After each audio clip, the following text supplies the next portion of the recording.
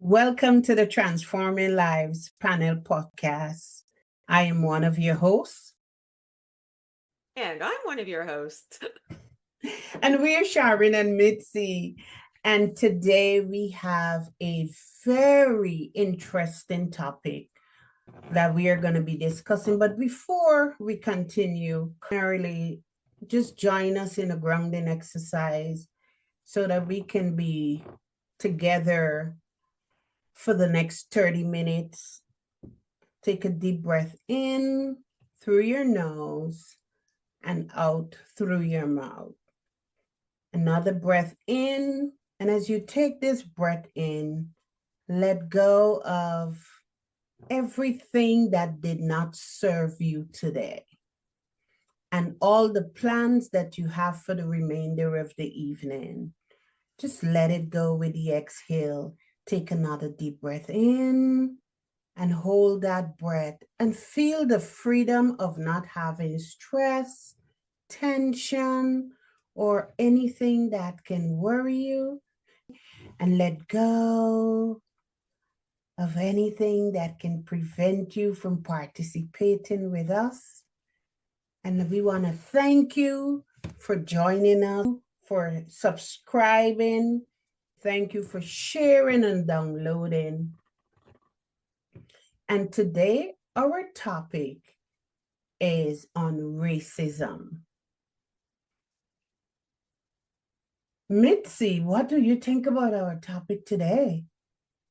Well, sadly, I think it's a very hot topic because I think that racism, discrimination, and what's the word I'm looking for? Almost, white supremacist stuff. It seems to be rearing its ugly head in massive droves. So I think it's sadly very topical and timely. And you know what I like about this topic? The two of us are in different parts of North America. You're in Canada, I am in the US, and we are different races. So I think that's what makes this topic so interesting. I don't know about you, but I'm excited about this discussion.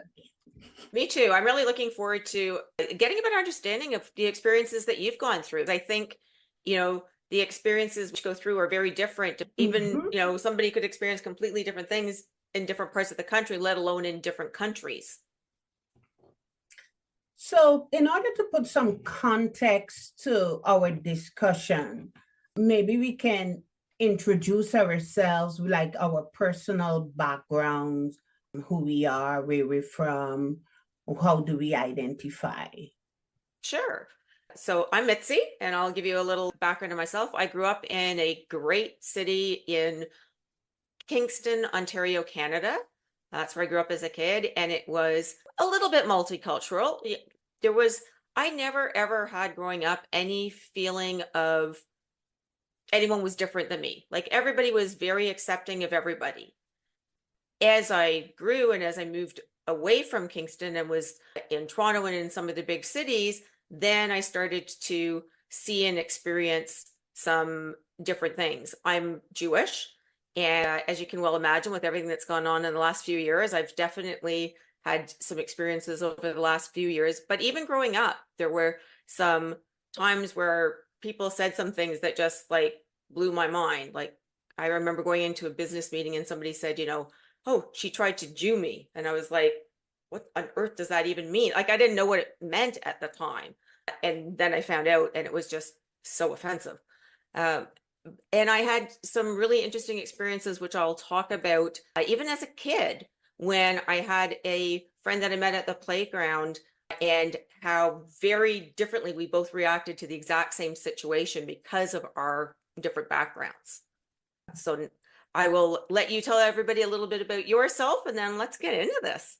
Thank you. I'm Sharmin, and I'm originally from Georgetown, Guyana. That's the only English-speaking country in South America. And usually when we hear of Guyana, persons aware the history and the geography would say, oh, so you guys are multicultural, multi-ethnic, multiracial. in Guyana, we have 6 races: Afro-Guyanese, Indo-Guyanese, the original people Indians. It's like the native Indians. So we call them Amerindians. We have Europeans, Chinese, and Portuguese. That's the races that I grew up and I learned about. And you had small pockets of Europeans, Portuguese, Chinese, a lot of Indo-Guyanese, a lot of Afro-Guyanese. And my introduction to racism, it was more of colorism. There's Afro-Guyanese and Indo-Guyanese. They're Indo-Guyanese darker skin than I am. So I would say it's colorism, but the social disparity, you have the economic disparity, because in Guyana, the Afro-Guyanese were taken to Guyana as slaves. Indo-Guyanese were indentured laborers. They were not slaves. So they came from India as indentured laborers. So there is a difference. What's a difference? So the slaves were taken from their homes in chains, and they were not paid. They had to work without receiving a stipend or a salary. Indentured laborers were hired servants. So after slavery, they came and they did the work that the Afro-Guyanese were doing, but they were being paid. I see. Okay. Thank you. Yeah, you're welcome. I knew growing up that an Afro-Guyanese girl cannot marry an Indo-Guyanese boy or vice versa. And if, let's say, an Indo-Guyanese girl is interested in a Afro-Guyanese boy and her parents said no, oftentimes it ended in suicide. Oh, wow.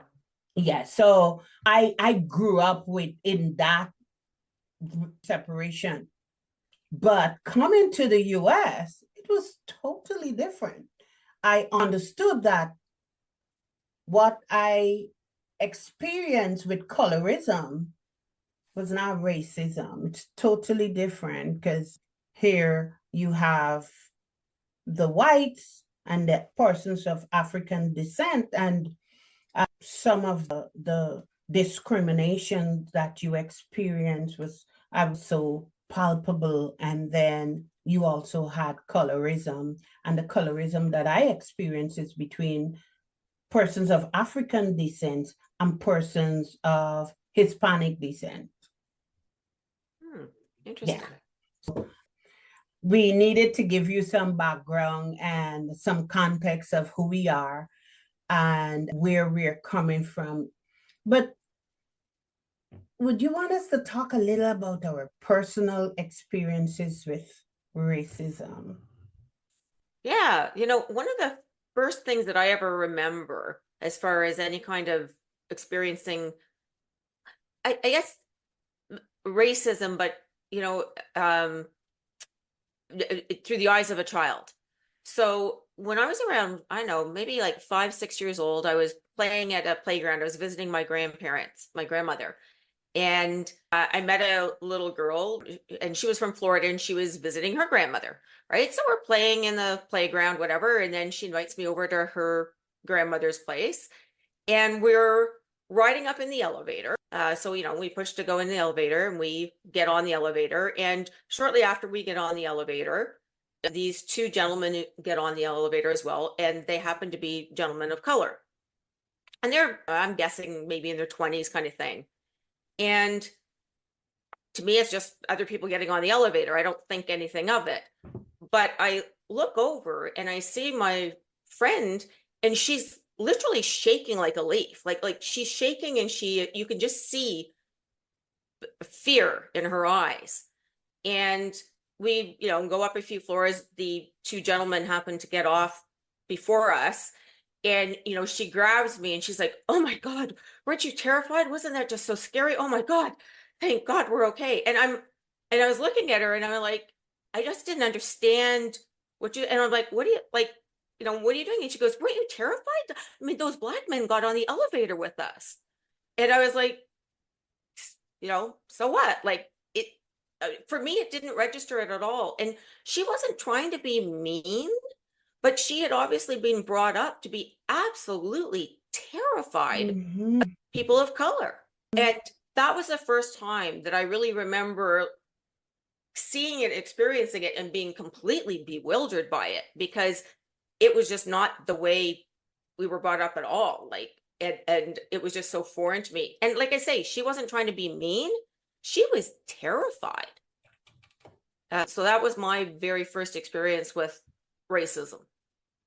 I think what she exhibited is common because she was socialized to be afraid of black men, Exactly. right? Or black people in the whole.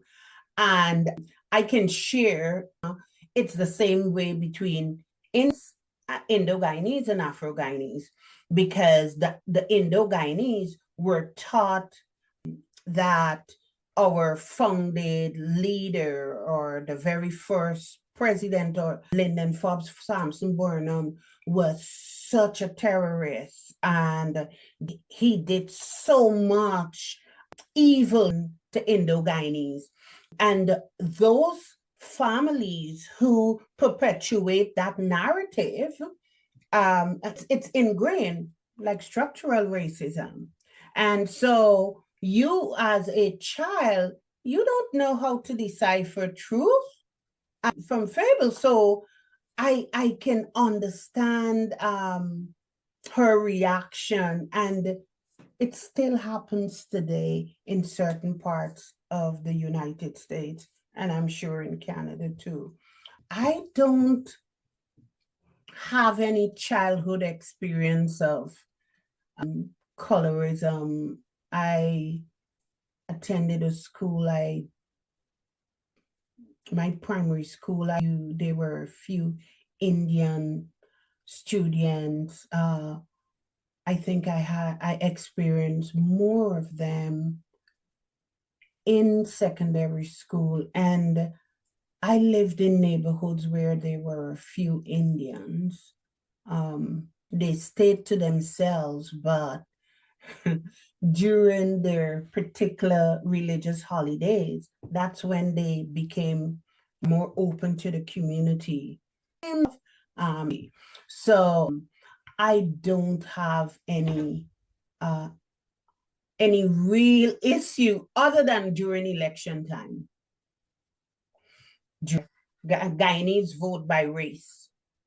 Afro-Guyanese vote for the Afro-Guyanese party, and the Indo-Guyanese vote for PPP. That time was just PNC and PPP, and then the WPA came by.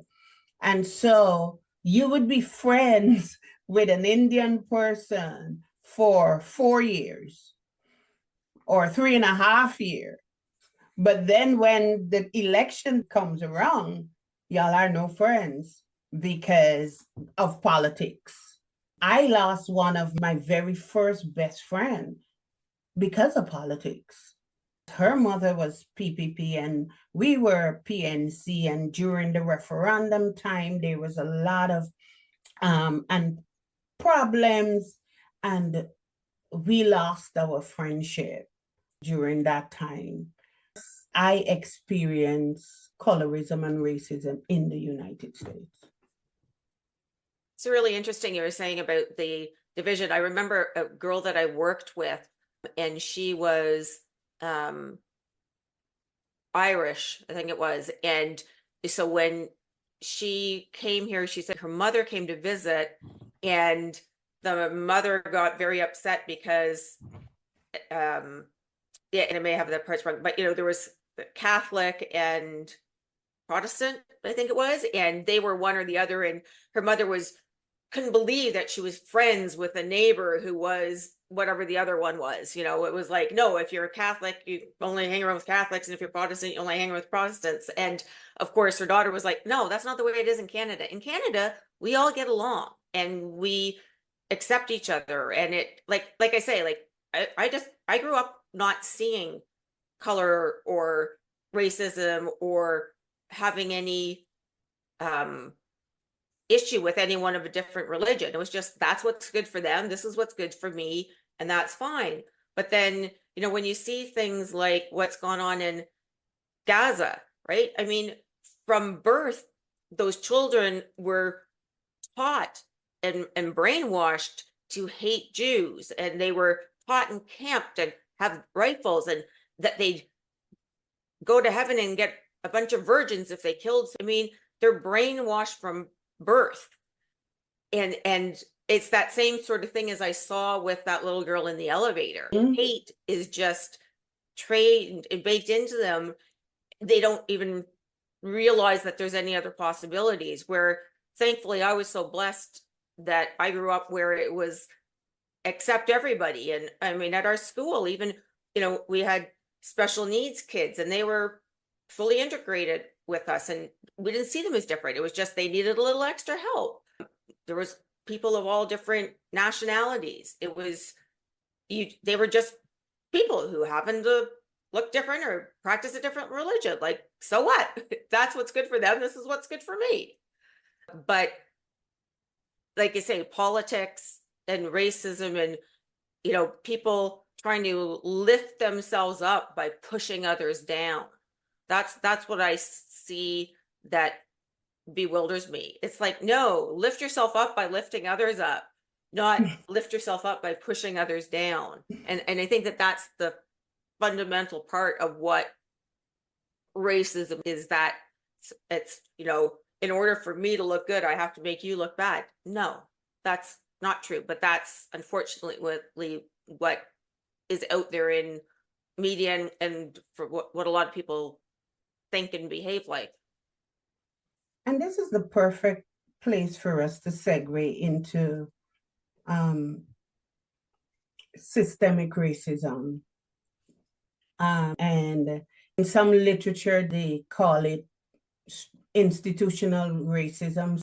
Some persons think there is a difference, but it usually refers to like racial discrimination that is embedded within policies and practices and institution signs. Even in Guyana, the information that some families hand down as legacy to their families about what happened in politics. And it usually extend beyond our individual acts of prejudice and discrimination, because it is pervasive and ongoing. This structure of inequality. While preparing for this session, I was listening to a professor called Tim Wise on YouTube, and I learned so much about structural racism here in the United States. How it started and where we are today. I don't know about Canada, but I can say for us in the US, and even in Guyana, the legacy of slavery and colonization is a big part of structural racism. Their discriminatory policies and practices that holds African American and even Afro-Guyanese, that causes them to be subjugated, their laws, their regulations, their institutional practices. I worked in an organization that all of the executives were white. And then you might have one person of African descent, and then eventually it became a whole lot of Hispanic, and you may have 4 Hispanics to 1 African American. So there are all these laws and policies that subjugate minorities. And then you have the socioeconomic disparities that exist in systemic racism. more institutional racism. I just wanted to highlight that, and I don't know if you want to add anything to that. Yeah, I mean, when you were first mentioning systemic racism, what came to mind was some of the things that we'd seen as far as, for example, them restructuring where the electoral boundaries are in the states so that it makes it harder for people of color in those areas to be able to get to the polls and things. So like you say, like systematically redefining things so that it, makes it harder and harder for them to achieve equality and to get there. And of course, as women, we also have not a racism, but a genderism that comes as well. When you were talking about, all of the executives, it's, I remember going for an interview at a company, and, the person interviewing me, and this was this would have been around 1984, and, asking me questions like, how do you feel when you're in a room full of men? When are you planning on having children? How many children are you planning on having? They did not ask me a single question that had anything to do with But the is job. that even legal? No. But back then they got away with that. I don't know if they would still get away with it today, but literally when I was leaving that interview, I saw an award in the lobby of how they were supporting women's rights. And I'm like, yeah, well, not that guy. Because like I say, that was like the second interview. I had passed the first interview and I was now going to meet the vice president. And I still remember his name. And it was like, I left there and I said, he was like, I know I have no hope in heck of getting that job, because he didn't ask me a single thing that in any way related to the job as a mortgage lender. All he asked me about was, you know, those types of things, how I feel in a room full of men. I mean, what the crap? Right. So, you know, all of that unfortunately exists in our society. And we just have to work on trying to educate and teach people to be accepting of each other. And just because somebody likes something different or looks differently than you, that's not bad. It's just different. I totally agree. While listening to the professor that I mentioned earlier, he highlighted the criminal justice disparities here in the US, like the racial profiling and over policing in minority communities. He made a comparison with the policing and the overseeing during slavery and the current police systems. And honestly, Mitzi, that was like an aha moment for me because I never knew that. In Guyana history, we don't have that, and I've never done American history.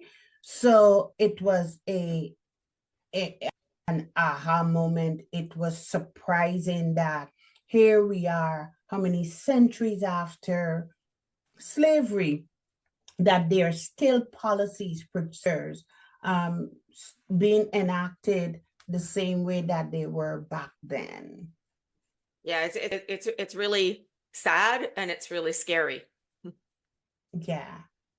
What was that professor's name again for our audience? Tim Wise, he is so good.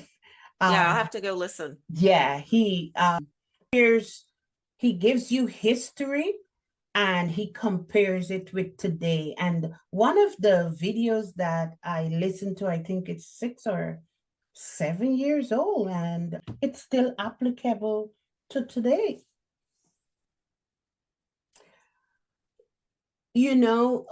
I think one of the important intervention for racism is allyship. And when I thought of us doing this, I thought of allyships, um, both sides, whites and blacks, be it Indo-Guyanese, Afro-Guyanese, there must be allyship in order to destroy some of the embedded racism, discrimination, and prejudices that we experience on a daily basis. Definitely. We have to work together to lift each other up Mm-hmm. and to help others understand and look at things differently and have that paradigm shift. That is so true. And also reflecting on the impact of any positive change that has been made, and we've seen the progress of it, and how it has helped the groups that are minorities, all over the world. We can look at apartheid and look at South Africa and how they are actually coming together to heal, to the point where 47 offered white farmers asylum and they refused. Interesting. Yeah, yeah, because they're all about healing as opposed to the division. You know, that is an interesting thing that happened only 2 weeks ago or a week ago. Interesting. Well, I mean, it's very much, in Israel, there are tons of Muslims and they are free to practice their religion and they live and they're integrated and they're part of, of the country. Unfortunately, that's not the case in all of, the world. Um, but as I say, thankfully, it is democratic and it doesn't matter what religion, what race you are. People are accepted and help each other and strive for it the same way as it is here in Canada. I mean, Toronto is one of I think it's one of, if not the most multicultural cities in the world. I mean, and as I say, it is, I was just brought up, and I'm so thankful that I was, where I didn't see any difference between somebody of any different skin color, any different religion, different sex. It was just, we're all people, we're all good. I might not agree with you on this, but if it's good for you and it doesn't hurt someone else, then go for it. Very similar to with sexual preference. I happen to be a woman and I like men, but I have lots of female friends who like girls and male friends who like guys. And you know what? If that's what makes them happy, it's not hurting me. Be Exactly. happy and enjoy. Um, and as I say, I know I was really blessed to grow up that way, and that unfortunately there are people who that hate or that discrimination or that violence is passed down from generation to generation. It's hard if somebody is very economically depressed and doesn't have the resources to you know to not see all of the injustices that are done, and it's hard to break out of that cycle. We have to, as I say, try and lift each other up rather than push each other down. Yeah, I mean, you mentioned the economic disparities. We can spend all day discussing that, but Yeah, that could be 25 podcasts in and of itself. exactly. But in closing, what would you like to leave with our listeners? I think I'd like to leave with the listeners to try and put yourself in someone else's shoes. Put yourself, if in that other person's circumstance, and think about what it would be like experiencing life as they are. Because I think the biggest problem is people not having empathy and not having the ability to, so to speak, walk a mile in somebody else's shoes and look at that. And I think when people, if they take the time and they do that, they can really see that there's a better way, as I say, lift each other up rather than push somebody down to build yourself up. that's what I'd like to leave them with. Thank you. Thank you. And I would just like to add that in order for us to address systemic racism, it is important for us to lobby for policy reforms, um, also for fair distribution of resources like education funding and healthcare services to vulnerable communities. And awareness and education is very, very important for us. Raising awareness about systemic racism through education and public discourse. Now with, the removal of DE&I here in the US, we have to think about educational curricula that will highlight